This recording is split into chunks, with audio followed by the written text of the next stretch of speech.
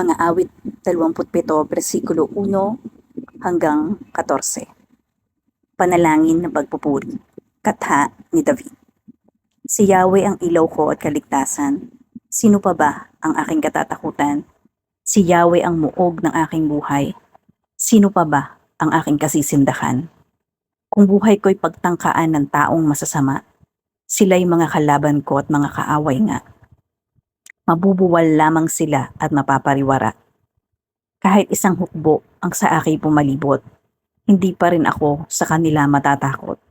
Salakayin man ako ng mga kaaway, magtitiwala pa rin ako sa may kapal.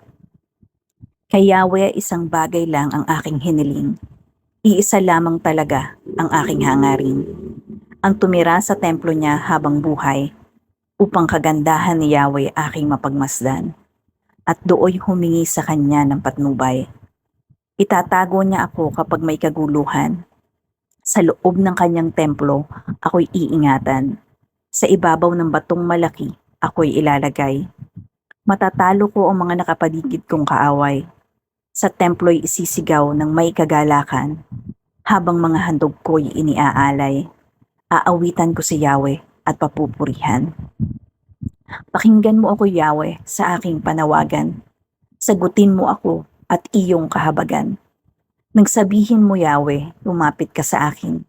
Sagot ko'y nariyan na ako at kita'y sasambahin. Huwag ka sanang magagalit sa akin.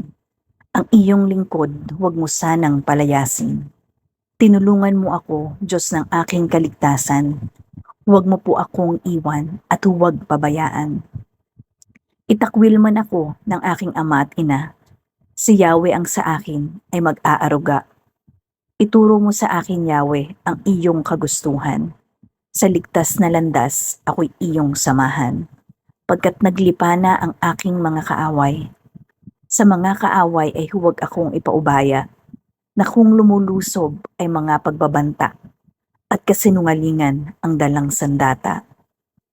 Naniniwala akong bago ako mamatay, kabutihan ni Yahweh aking masasaksihan.